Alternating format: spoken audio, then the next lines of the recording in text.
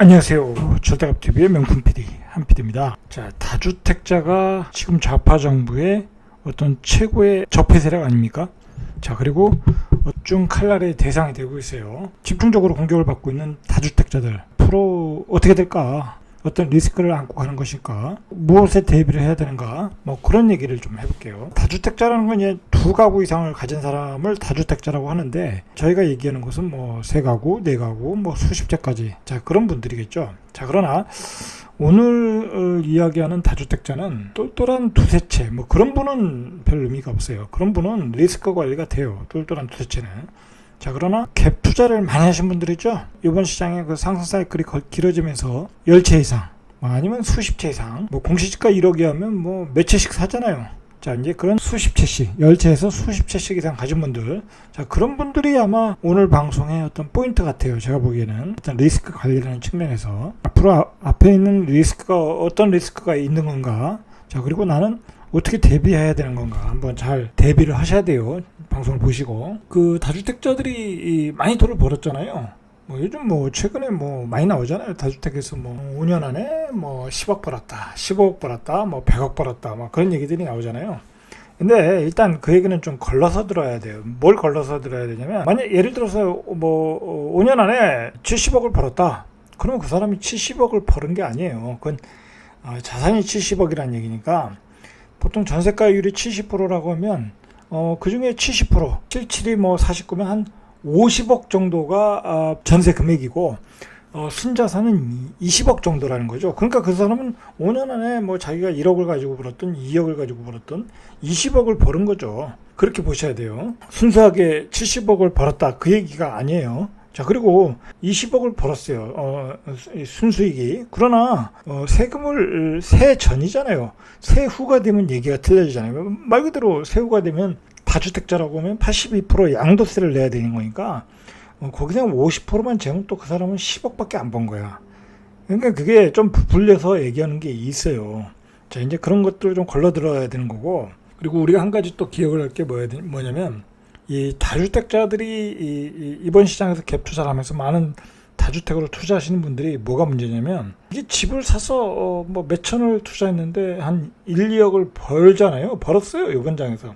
심지어는 뭐 3, 4억도 벌었고 그 이상 벌은 경우도 있어요. 뭐 분양권 같은 거 투자 잘하시면 뭐 그냥 들어갈 때 전세 금액이 분양가를 오버하는 경우도 있잖아요. 그런데 뭐 몇억 벌었어. 자, 그런 경우가 꽤 많았다. 자, 그런데 문제는 뭐냐면 이렇게 해서 계속 벌다 보면 이 부동산이라는 건 주식보다 더 쉽게 많이 벌어요, 실제로.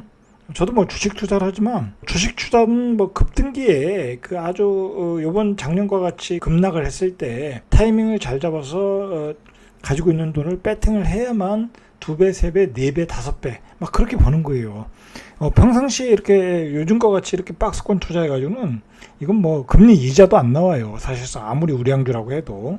뭐 삼성전자 보시면 아시잖아요. 그러니까 이 부동산은 그런 갭 투자를 하신 분들은 그렇게 쉽게 많이 돈을 벌었죠. 뭐 그런 분들 뭐 예를 들어서 작년에 노원구 같은 데 들어갔으면 뭐 거의 뭐 더블에 가깝게 났잖아요. 몇 억씩 벌었잖아요.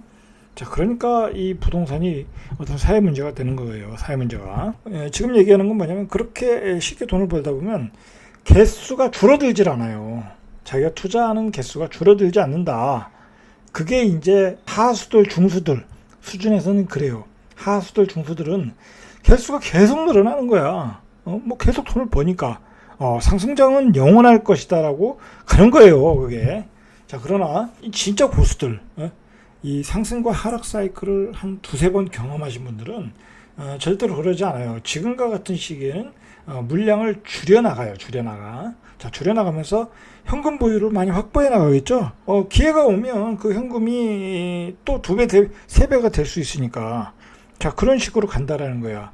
그러니까 대부분이 막 지금 막 시장이 계속 급등을 하니까 개수를 계속 늘려나가요. 지방 막 소도시, 뭐 익산, 군산, 뭐 그런 30만 이하의 도시까지 가서 막 계속 늘려나가는 거야. 자, 이제 그런 분들이 제가 보기에는 위험할 수 있어요. 위험할 수 있다. 왜냐면 자기를 컨트롤하지 못하는 거야. 사는 순간 먹으니까 수익이 나니까 쉽게 나니까 사고 팔고 한다는 거예요. 주식처럼. 자, 그런데 착각이 있어요. 거기에 무슨 착각이 있냐면 여러분들 잘 생각하셔야 되는 게, 예를 들어서 내가 소도시 30만의 도시에 들어갔는데 거기서 예를 들어서 샀는데 몇천이 올랐어. 자, 그게 오른 것이 아니라는 거예요. 왜냐면 요즘은 뭐 본인이 잘 아시잖아요. 예를 들어서 시장에 투자자가 너무 많은 거야 지금. 응?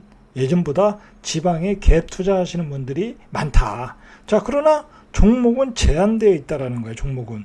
그리고 부동산은 이렇게 빵을 찍듯이 공급할 수 없다 보니까 투자자들이 한꺼번에 몰려오면 가격은 급등할 수밖에 없어요. 그 단기적으로는. 자, 그러나 그 투자자들이 다 빠져나가거나 그리고 투자자들이 더 이상 안 들어온다고 하면 그 가격은 제자리로 갈 수밖에 없다라는 거예요. 제자리로 갈 수밖에 없다. 자, 이거는 2006년 사이클에서도 다른 지방에서도 똑같이 나타났어요. 투자자들이 올라와서 가격이 올랐다가 예를 들어서 거기서 50% 가격이 급등했는데 다시 40%가 빠지더라. 자, 그런 과정을 지난번 사이클에서 그런 의미에서 다주택자들이 어떤 그 욕망을 자제 못할 때 그 리스크가 클 수 있어요. 자, 그런 점을 생각하시고 제 방송을 들으시고 대비를 하셔야 돼요. 왜냐면 과거의 그 상승 사이클에서도 그렇게 다주택자로 가신 분들은 많은 분들이 망했어요. 많은 분들이 시장에서 사라졌어요. 자, 그분들이 왜 사라졌는가를 한번 보자니까요. 자, 일단 그 예전하고도 또 다른 게 뭐냐면 지금은 테러를 완전히 막아놨어요. 예전에는 이 정도로 테러를 막지 않았거든요. 자, 이거 우리가 심각하게 생각해야 돼요. 그러니까 쉽게 얘기해서 내가 다주택자인데 그 다 뭐 조정지구, 투기과열지구에 대부분의 물건이 있잖아요. 자, 그러면 좀 위기가 올 것 같다고 하면 팔면 되잖아요. 세금 내고 뭐 30%, 40%, 50% 심지어 뭐 그렇게 내고 팔면 되는 거예요. 자, 그런데 지금은 도저히 팔 수가 없는 상태라는 걸 여러분들이 기억을 하셔야 돼요. 자, 왜 그러냐면 위기가 올 것 같다면 팔아야 될 거 아니에요. 서울에 있는 아파트, 경기도에 있는 아파트, 경기도도 요즘 조정지구 많으니까 팔아야 되겠다. 자, 그런데 팔질 못해요, 여러분들. 자, 왜? 82% 양도세. 이거 어떻게 팔겠어요? 못 판다. 예를 들어서 82% 양도세를 내면 심지어는 내가 산 가격보다 더 돈이 까지는 경우가 있어요. 그거 다 전세 끼고 올라간 거잖아요, 결국은. 그럼 전세금 빼주고 82% 세금 내면 남는 게 없는 거야. 오히려 마이너스가 날 수 있다라는 거예요. 단기, 중기 다 막아놨다라는 거예요. 단기, 중기. 자, 그런데다가 장기로도 막아놨어요. 장기. 2023년도 이후에는 장기 보유 특별공제, 다주택자인 경우에 장기 보유 특별공제 혜택을 주지 않겠다. 단기, 장기 다 막아놨다는 거예요. 자, 우리가 이러한 정치적인 의도를 파악하고 있어야 돼요. 자, 이거는 뭐냐면 지금 좌파 정부가 다주택자에 대한 소멸, 저 뿌리를 뽑겠다라는 거, 뿌리를 뽑겠다. 자, 그 다주택자가 돼가지고 이 사회가 불균등해졌다라는 거예요. 분배가 안 이루어졌다. 운동권 세대가 보기에는 그렇다는 거예요. 뭐 그거는 사실 맞는 얘기예요. 틀린 얘기는 아니에요. 절대 틀린 얘기는 아니죠. 강남에 지금 몇 채 가진 사람들이 몇 채만 가진 것만으로 부자가 됐잖아요. 자, 그런 것을 그 좌파 정부가 파악을 하고 앞으로는 이제 그런 소득 불균형이 일어나지 않겠다라고 얘기를 하는 거예요. 근데 자, 그러나 이제 그게 시장에 그것을 과도하게 급격하게 반영을 하다 보니까 시장에 부작용이 일어나고 있다라는 게 문제라는 거죠. 자, 이렇게 테러를 막아놓은 상태에서 이제 공시지가 현실화율 올해가 75%인가요? 80%인가요? 자, 이것도 23년 그때까지 90%, 95%까지 올리겠다고 그래요. 이 다주택자는 지금 꼼짝없이 지금 가두리에 갇힌 형국이다라고 보시면 돼요. 단기적으로도 팔지 못하고 장기적으로도 제대로 막아놨고, 자, 그리고 중장기적으로 세금이 올라갈 구조를 만들어놨다라는 거예요. 만들어놨다. 이거 다주택자들이 갭 투자를 통해서 최근에 꽃놀이패를 가지고 이제 꽃길을 가고 있는데, 이게 꽃길을 가다 보면 이 옆에서 무슨 일이 일어나는지 모르고 있는 거예요. 지금 옆에서 계속 그 칼날을 내리시려고 어떤 그 검객들이 숨어 있는 상태예요. 숨어 있는 상태. 자, 그걸 잘 모르시는 것 같아. 자, 일단 제가 리스크를 몇 가지로 좀 분류해 봤어요. 자, 일단은 팔지를 못하니까 보유해야 될 거 아니에요. 보유. 자, 그 보유 리스크가 있다라는 거예요. 자, 공시지가 현실화율 이거 사실 90%까지 가면 아주 힘들어져요, 상황이. 이게 공시지가 현실화율이 90%라는 얘기는 지금은 집값이 급등했잖아요. 자, 급등한 가격이 90%가 되는 거야. 그러니까 세금이 얼마나 많이 증가를 하겠냐고. 좌파든 어떤 보수든 앞으로 이 어떤 양극화, 사회가 양극화되는 것은 분명히 있다. 4차 산업혁명으로 어떤 그 사회가 양극화되고 있는 건 현실이다. 실제로 또 그래요. 좌파든 보수 논객이든 이 보유세를 강화한다는 거에 대해서는 좀 일치하는 면이 있어요. 좌파는 뭐 당연히 긍정적이고 보수 우파 보수들도 보유세를 조금 올려야 된다라는 거에 대해서는 많은 사람들이 긍정적으로 이야기를 해요. 그러니까 이 보유세가 계속 올라간다는 것은 어쩔 수 없는 거예요. 뭐 서구 선진국도 그렇고. 그리고 이 사회가 소득의 차이가 지금 엄청나게 나고 있거든요. 그 뭐 요즘 말 그대로 돈 잘 버는 사업이 있고 돈을 못 버는 사업이 있고 어떤 쇠퇴해가는 사업이 있잖아요. 그럼 돈 버는 사업에서는 그 사람들이 새로운 부자층을 이루어가면서 살고 있는 거예요. 그 기술을 그 산업에 종사하지 못하면 중산층 이하로 떨어지는 경우가 있더라는 거예요. 지금 사회가. 이 기술의 혁신이라는 것은 기술을 못 따라가면 이 중산층 밑으로 떨어지는 거예요. 말 그대로. 요즘 뭐 얼마나 많은 좋은 그 코스닥 기업들이 상장을 해서 얼마나 많이 부를 만들고 생산해내고 뭐 그렇게 또 부자가 많이 신흥부자들이 나오지 않습니까? 젊은 부자들이. 그런 사업에 우리가 나이 드신 분들이 쫓아갈 수가 없잖아요. 자, 그게 이제 사회가 이게 양극화가 되고 있다라는 거예요. 그러다 보니까 보유세는 증가하고 있다. 이 종부세도 다시 살아났잖아요. 자, 보유세, 종부세가 올라가면 결국은 각종 준조세가 올라가는 거예요. 자, 그러니까 건강보험료도 올라가죠. 자, 이런 준조세가 다 올라간다. 자, 그리고 이제 뒤에서 이야기, 이게 이런 그 세금의 구조가 앞으로 대선 이후에는 더 감당하기 어려운 수준이 될 수 있다. 물론 이제 보수 야당이 잡으면은 뭐 예전으로 조금 돌아갈 수는 있어요. 지금보다는 세금이 완화될 수 있는 구조로는 갈 수 있지만, 그러나 앞으로 좌파 여당이 잡는다고 하면 뭐 말 그대로 지금 좌파 여당의 강력한 후보는 이재명 아니겠습니까? 이재명이 어떤 사람이에요? 그 사람은 문재인 대통령보다 더 무서운 그 부동산 개념을 가지고 있는 사람이에요. 부동산 공개념에 더 철저한 사람이고, 세금을 왕창 때리겠다라는 거 아니겠습니까? 자, 그리고 이 보유 리스크 중에 가장 큰 게 뭐냐면, 결국은 다 주택자들이 다 주택이 된 것은 그 전세 금액이 상승해서 가능한 거예요. 그러니까 전세 금액이 올라가니까 그 전세 금액을 빼서 또 투자한 거야. 그래서 또 거기다 투자했는데 또 전세 금액이 또 오르네. 공급이 모자르니까. 그러면 또 거기서 전세 금액을 남는 돈을 가지고 또 갭 투자한 거야. 자, 그러면 이게 뭐겠어요? 결국 나는 부채로 계속 문어발식으로 확장을 해나간 거야. 재벌들이 문어발 확장하듯이 부채로 확장하게 한 거예요. 근데 이러한 그 부채가 한꺼번에 무너질 수 있다. 자, 전세값이 급락하면 무너질 수 있다라는 거예요. 자, 이런 보유 리스크가 크다라는 거예요. 그래서 보유 리스크가 크다는 거예요. 두 번째로 대선 리스크예요. 자, 어쨌든 지금 좌파가 계속 집권을 한다고 하면 앞으로도 여러분 제가 저번에도 얘기했지만 이거는 뭐 지금 좌파가 집권하는 동안 계속 싸웠던 문제가 부동산이잖아요. 근데 뭐 부동산은 시장 경제로 맡겨놨으면 뭐 서로 싸울 일이 없는데 그 시장 경제를 인정하지 않겠다라는 게 좌파예요. 그러면 왜 시장 경제를 인정하지 않겠냐? 바로 그 시장 경제, 부동산 시장에 대한 시장 경제를 인정하면 말 그대로 사회는 보수화될 수밖에 없다라는 거야. 그렇잖아요. 뭐 모두가 부동산 투자하고 뭐 그 집에서 가만히 있어도 자산 가치가 올라서 모두 잘 살고 뭐 부자가 되고 계층 상승을 하게 되면 그 보수화될 수밖에 없잖아요. 특히 그 도시에서.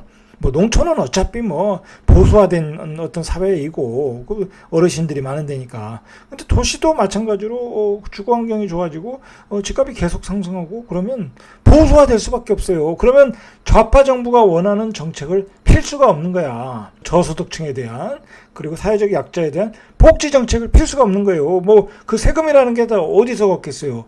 다 재산세잖아요. 보유세잖아요. 그러면 그 사람들한테 재산세, 보유세 걷어야 되는데 그게 안 되잖아요. 안 되잖아요. 걷어야 될 사람들이 많아지면 안 되는 거예요. 그러니까 공공주택, 공공임대주택 뭐 그런 거를 강조하는 거예요. 그 사람들한테 세금을 안 걷겠다는 거 아니에요? 부자들한테 세금 많이 걷어서 그 돈으로 공공임대 지원하고 뭐 그런 구조로 어떤 집권 계획을 짜고 있는 거 아니겠습니까? 이게. 자, 그러니까 앞으로도 좌파 정부는 더욱 강하게 나갈 수밖에 없어요. 부자들의 돈을 부자들에게서 많은 세금을 걷어서 서민들에게 지원을 한다. 자, 그런 구조로 가면서 어떤 장기 집권을 간다. 절대로 이 부동산을 통해서 많은 부자들이 나오고 어떤 중산층이 많이 생기면 절대로 이것은 좌파 정부가 집권할 수 없는 사회적 토대가 되는 거예요. 자, 그런 점에서 더욱더 강한 부동산 정책이 앞으로도 나올 것이다라는 거예요. 자, 그래서 나온 얘기가 기본주택 아니겠습니까? 최소한의 기본주택은 국가가 지원을 해야 된다라는 거 아니에요? 자, 그리고 이 토지공개념 제도도 엄청나게 강화될 것이다. 어떻게 보면은 만약에 이제 좌파가 또다시 정권을 잡는다고 하면, 예를 들어 유력 후보가 잡는다고 하면 토지공개념이 되면 이제 대한민국 토지 시장도 아작날 수가 있어요. 뭐 가지고 있으면 거기다 왕창 세금을 때리겠다는데, 예를 들어서 농사도 안 짓는데 뭐 그냥 투자한 땅들 많지 않습니까? 휴경지들. 자, 그런 땅에 왕창 세금을 때리겠다라는 거예요. 자, 이거 어떻게 되겠어요? 아주 힘든 상황이 올 수 있어요. 저는 그래서 이게 제가 뭐라고 표현하냐면 굉장히 예측하기 어려운 상황이 올 수 있다. 대선 이후에는 이 예측하기 어려운 리스크가 지금 기다리고 있다는 거예요. 자, 여러분 이거 꼭 기억하셔야 돼요. 자, 지금 내가 지금 뭐 계속 갭 투자를 잘해서 돈을 벌었다고 해서 내가 잘해서 번 거 아니잖아요. 그죠? 본인도 알잖아요. 내가 잘해서 번 게 아니에요. 이 시대가 그렇게 올라간 거예요. 올라간 거. 이 시대의 어떤 환경 속에서 그렇게 자산이 쑥쑥 커진 거예요. 자, 그래서 이렇게 자제할 줄을 알아야 돼. 자제할 줄. 자기가 감당할 수 있는 정도로 자제해야 된다. 자, 그리고 세 번째로 공급 물량 리스크예요. 이거는 뭐 당연한 얘기예요. 당연한 얘기. 여러분 생각해 보세요. 지금 집값이 올라가는 것은, 전세 가격이 올라가고 집값이 올라가는 것은 지금 공급 물량이 모자라기 때문에 그런 거예요. 서울에. 자, 그러면 서울에 공급 물량이 넘쳐나면 어떻게 되겠어요? 당연히 급락을 하겠죠. 공급 물량이 넘쳐나면 전세 가격이 폭락할 것이고, 자, 그러면 결국은 다주택자들은 다 역전세를 만날 수 있다라는 거예요. 역전세를. 자, 그건 공식이에요. 전세 가격이 급락하면 매매 가격은 급락을 한다. 자, 그러면 매매 가격이 급락하면 매매가 안 돼요. 안 돼. 자, 그러면 이 공급 물량 리스크는 언제 오냐? 분명히 오는 거예요. 이건 안 올 수가 없는 거예요. 안 올 수가 없다. 지금 이제 전문가들이 얘기하는 것은 빠르면 2023년, 뭐 3기 신도시가 입주 시작하면 3기 신도시가 2023년에 입주 가능할까요? 저는 가능하지 않다고 보거든요. 자, 그러나 뭐 지금 여기저기서 짓는 공급주택이 있으니까 한 2023년 되면 이제 균형점, 최소한 균형점은 찾을 것이라는 거예요. 자, 그렇게 되면 이제 공급 물량 리스크가 온다. 그렇게 되면 언젠가는 이게 가격이 폭락할 수밖에 없다라는 거예요. 그 다음에 제가 꼽은 게 매매 리스크예요. 매매 리스크. 여러분 요즘 최근에 집값이 엄청나게 오르지 않습니까? 제가 이제 아는 부동산 얘기를 들어보면, 예를 들어 뭐 은평구라든지 뭐 예를 들어 그런 좀 B급 지역들, A급 지역이 아니라 그런 지역에서는 가격이 오르면 사실상 실수요가 따라가기가 힘들어요. 그렇지 않습니까? 그 지역에서 어떤 구매할 수 있는 가격이 있는데, 그리고 지금 투자자가 들어가는 시장이 아니잖아요. 취득세 뭐 12% 내고 들어가는 시장이 아니에요. 그리고 뭐 어떤 바보 투자자가 취득세 12% 내고 지금 가격에 따라가서 먹겠다고 들어가겠어요. 그런 사람은 제가 보기엔 거의 없고, 있다고 하면 그 사람은 좀 문제가 있어요. 자, 그러니까 거래가 안 된대요. 거래가. 실제로 호가는 올라가고 뭐 개중에 하나씩 신고가 찍지만 거래가 안 된대요. 너무 많이 올라가지고. 자, 벌써 이제 거래 리스크가 왔다라는 거예요.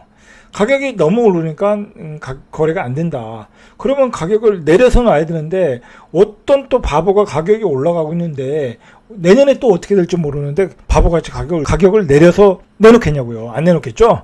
자, 그러니까 이제 문제는 이 가격이 올라갈수록 거래가 안 된다라는 걸 여러분들이 분명히 인식을 해야 돼요. 이 얘기는 뭐냐면, 좀 현명한 사람 같으면은 지금 조금 다운해서 내놓는 사람이 바로 현명한 거예요. 매도를 하려면, 물량을 줄이려면. 거기다 대고 나는 앞으로 뭐 더 올라가니까 신고가에다가 딱 내놓고 팔릴 기다린다. 자, 그러다가 하락되면 하락으로 전환되면 바로 거래가 단절돼요. 그동안 너무 많이 올랐는데 어떤 바보가 거기 하락 추세 초기에 가격을 사겠냐고요. 안 산다는 거예요. 그리고 이번 상승장은 말 그대로 과격하게, 과도하게, 급격하게 올랐어요. 장기간을 통해서. 산이 높다, 이거. 산이 높다. 자, 산이 높으니까 골이 깊을 수도 있다라는 거예요. 그리고 하락의 기간도 길어질 수. 여러분, 우리가 아까도 얘기했지만 이번 상승장은 예측이 불가능하게 올라갔잖아요. 자, 그래서 제가 그걸 구조적 폭등장이라고 했는데, 자, 그 구조적 폭등장을 만들었던 게 예측이 불가능할 뭐 초저금리도 있지만 정부의 규제가 많은 기여를 했죠. 그 규제도 안 풀고 정부가 가격이 내려가는데 뭐 거기다 대고 규제를 또 풀어주겠어요? 안 풀어주겠죠. 정부는 그 가격이 좀 폭락을 기다리고 있는데, 예?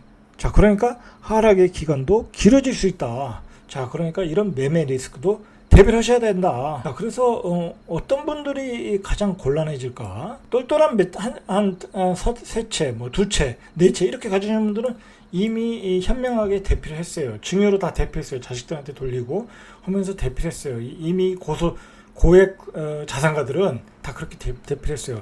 제가 가장 위험하게 보는 그 다주택층은 바로 이런 사람들. 지방주택 포함해서 저가 아파트들 갭 투자 많이 하신 분들.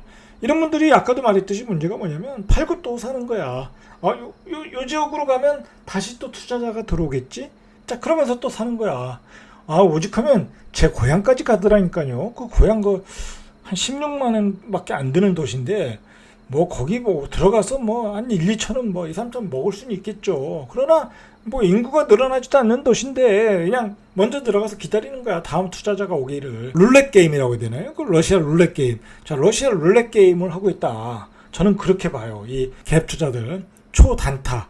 그리고 최근에 이번 사이클에서 그 부동산에 단타라는 게 나왔지, 이 단타라는 개념이 없었어요. 어떻게 집에서 이 거래 비용이 많이 나오는 그 주택에서 단타가 나오겠어요. 이거 사실 큰 문제. 앞으로도 큰 문제. 이거 제가 걱정하는 거는 뭐냐면 이번에도 이렇게 많은 투자자들이 들어왔는데 다음에 또 이제 장기간의 그 하락 기간을 거쳐 다시 상승될 때 얼마나 많은 투자자들이 들어오겠냐고. 응? 자, 그러니까 정부는 거기에 대해서 대비를 할 거라는 얘기예요. 제 얘기는. 다음에 아예 그런 단기 투자, 뭐 갭 투자 그런 거를 못하게 만들 가능성이 높다라는 거예요. 자, 그러니까 정부의 제도 자체가 계속 그렇게 다주택자들의 어떤 그 투기 거래를 막아가는 과정에 있는데 물량을 결코 줄이지 않다가는 큰 데미지를 입을 수 있다라는 거예요. 자, 이런 분들 리스크 관리를 지금 해야 된다. 제가 그렇게 보고 있어요. 이게 사람이 말입니다. 제가 이렇게 보면은 저도 경험하고 이제 여러 강사들이 하는 얘기도 그래요.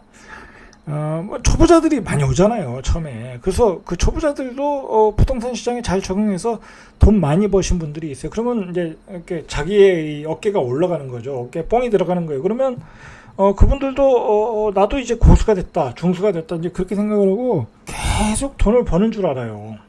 자, 그게 아니다. 제가 아는 고수들도 뭐 경매도 그렇고 투자 잘하시는 분들도 그렇고 지난 2006년도 시장에 사라진 분들이 많아요. 뭐 그분들이 왜 그랬겠어요?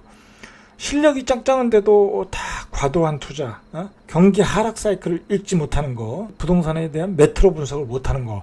자, 그런 것 때문에 결국은 리스크 관리를 못하다가 다 시장에서 아웃됐다라는 거야. 아웃됐다. 이번 시장에서 돈을 운이 좋게 많이 벌으신 분들은 뭐 제 방송을 들었다고 하면 깊게 생각을 하셔야 돼요. 깊게 생각을 하셔가지고 리스크에 대비 안 하시면 큰 위험이 올 수 있어요. 그리고 제가 얘기하지만은 대부분의 사람들이 그분들이 하락장을 경험하지 못했어요. 자, 그런데다가 제가 강조하는 것은 뭐냐면 우리가 경험하지 못한 상승장을 이번에 경험했어요. 저도 제 자산이 이렇게까지 많이 올라갈 줄을 몰랐어요. 몇 년 전에 비교해서 뭐 그냥 여기서 내 자산이 한 2배 정도 되겠지, 뭐 그렇게 생각했는데 저도 경험하지 못한 상승장을 경험했다. 자, 그러면 경험하지 못한 하락장도 올 수 있다라는 거예요, 여러분. 그거 꼭 기억하셔야 돼. 경험하지 못한 하락장이 온다. 자, 그런데 그 경험하지 못한 하락장을 만들어가는 어떤 지금 만들어가는 과정 중에 있다라는 걸 제가 느껴지고 있어요. 그것은 너무나 느껴지고 있다. 그거 일단 제도적으로 다 그렇게 지금 탄탄하게 만들어놨어요. 완전 가두리로 만들어놨다는 거야. 그 좌파 정부가 뭐 테러도 막아놨고 그 안에 있는 데다가 세금 다 때려버리고 뭐 장기적으로도 못 빠져나가게 하고 그러한 그 경제적 환경, 국제의 경제적 환경, 자 그런 상황이 오면 그냥 가격은 급락할 수밖에 없다. 자 가격이 급락을 하면 그때부터는 거래는 단절이다. 전세 가격은 폭락이다. 자 그러면 그동안에 빌려갔던 부채 다 갚아야 될 상황이 온다라는 거예요. 자 오늘은 여기까지. 이상 절대값 튜브의 명품 PD 한 PD였습니다.